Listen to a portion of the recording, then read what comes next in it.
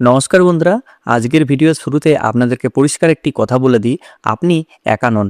আপনার মতো বাংলায় হাজার হাজার নয়, লক্ষ লক্ষ ছেলেমেয়ে আছে যারা যুবসাথী প্রকল্পে আবেদন করেছেন, কিন্তু এখনও পর্যন্ত তাদের ব্যাংক অ্যাকাউন্টে 1500 টাকা ঢোকেনি।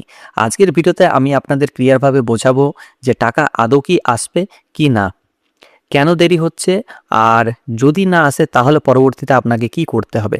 তাই ভিডিওটি প্রথম থেকে শেষ অবধি দেখার জন্য অনুরোধ রইল। প্রথমেই একটি কনফিউশন বড় রয়েছে, সেটাকে ক্লিয়ার করে দিই এসএমএস বা হোয়াটসঅ্যাপ মেসেজ নিয়ে। অনেকেই ভাবছেন আমার কাছে মেসেজ এসছে কিন্তু টাকা আসেনি, আবার অনেকেই বলছেন টাকা পেয়ে গেছি কিন্তু আমি মেসেজ পাইনি। দেখুন, এখানে একটা বিষয় বুঝতে হবে, সব মেসেজ কিন্তু একরকম না। প্রথম ধরনের মেসেজ যেটা অনেকেই পেয়েছেন, এটা মূলত একটা অটোমেটিক সিস্টেম জেনারেটেড মেসেজ। এর মানে আপনি ফর্ম ফিল আপ করেছেন বা আপনার ডেটা প্রসেস হয়েছে, তার ভিত্তিতে একটা মেসেজ চলে গেছে। এই দেখে 100% নিশ্চিত হওয়া যাবে না যে টাকা আসবেই। এই দ্বিতীয় যে মেসেজটা রয়েছে, এই মেসেজটি মূলত ট্রেজারি বা পেমেন্ট প্রসেস থেকে আসে। এই মেসেজ পেলে আপনি 70 থেকে 80% চান্স থাকে যে আগামী 24 থেকে 48 ঘন্টার মধ্যে আপনার টাকা আসবে। কিন্তু এখানেও একটা সমস্যা রয়েছে, অনেক ক্ষেত্রে পেমেন্ট ফেল হয়ে যাচ্ছে। তাই সরাসরি বলছি, মেসেজ দেখে বেশি আশা বা বেশি টেনশন দুটোই কিন্তু একদমই করবেন না। এবার আসি আজকের আসল প্রশ্নে, টাকা কেন ঢুকছে না। কয়েকটা বড় কারণ রয়েছে।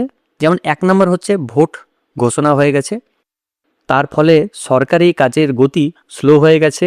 অনেক অফিসার এখন ইলেকশনের কাজ নিয়ে খুবই ব্যস্ত।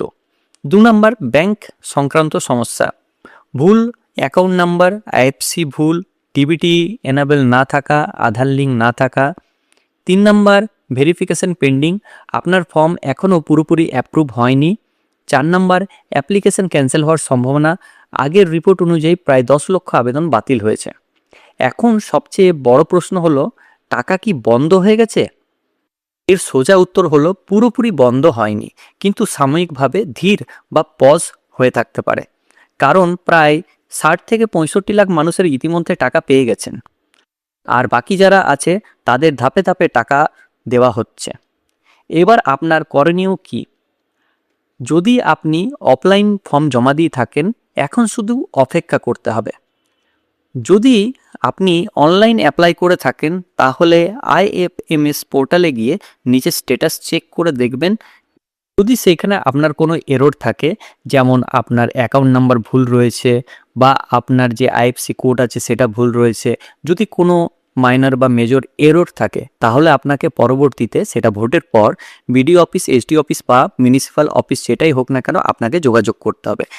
এবার আজকে সবচেয়ে গুরুত্বপূর্ণ অংশ হলো, যদি আপনার অ্যাপ্লিকেশন অ্যাপ্রুভ হয়ে থাকে তাহলে টাকা পাবেন আজ না হলে কাল। যদি রিজেক্টেড হয়ে থাকে তাহলে এই ফেজে পাবেন না, পরবর্তীতে আবার অ্যাপ্লাই করতে হবে। শেষে একটা বাস্তব কথা বলে রাখি, এই মুহূর্তে পরিস্থিতি একটু অনিশ্চিত। কেউ পাচ্ছে, কেউ বা পাচ্ছে না, কেউ কিছুই জানতে পারছে না, কারণ স্ট্যাটাস চেক সিস্টেম প্রপারলি কাজ করছে না, আর বিডি অফিসে অনেক কিছু তথ্য ঠিকঠাকভাবে পাওয়া যাচ্ছে না। তাই একটাই উপায় রয়েছে, একটু ধৈর্য ধরে অপেক্ষা করা। ভোট শেষ হলে নতুন করে সিস্টেম আবার চালু হবে, তখন আবার সব ক্লিয়ার হবে, যেমন স্ট্যাটাস, এডিট, পেমেন্ট, এই সব কিছু। শেষে আপনাদের একটাই কথা বলবো, যদি আপনার ফর্ম ঠিক থাকে বা ডেটা ঠিক থাকে, তাহলে আপনার টাকা কোথাও যাবে না। দেরি হলেও আপনি কিন্তু পাবেন, আপনার অ্যাকাউন্টে কিন্তু অবশেষে টাকা ঢুকবে। ভিডিওটি যদি আপনাদের কাজে লেগে থাকে বা ইনফরমেটিভ বলে মনে হয়, অবশ্যই একটি লাইক করবেন এবং আপনাদের প্রিয় চ্যানেল মিস্টার সেলফ স্টাডিকে অবশ্যই সাবস্ক্রাইব করে রাখবেন। আর আপনারা ফেসবুক থেকে যদি দেখেন, ফেসবুকের পেজটিকে লাইক করবেন এবং ফলো করবেন। আর যাদের এখনও পর্যন্ত টাকা ঢোকেনি তাদের সাথে এই ভিডিওটি শেয়ার করবেন। দেখা হবে আপনার সাথে পরবর্তী আপডেট নিয়ে, আবারও আসবো। সো ভালো থাকবেন, সুস্থ থাকবেন, ধন্যবাদ। আশা করছি এই ভিডিওটা আমাদের ভালো লেগেছে। যদি ভালো লেগে থাকে অবশ্যই চ্যানেলটিকে লাইক, কমেন্ট এবং সাবস্ক্রাইব করবেন, এবং পাশে যে বেল আইকন রয়েছে সেটাকে ক্লিক করবেন নিয়মিত সবার প্রথম সঠিক আপডেট পাওয়ার জন্য। সো থ্যাংক ইউ, ধন্যবাদ এই ভিডিওটা শেষ অবধি দেখার জন্য।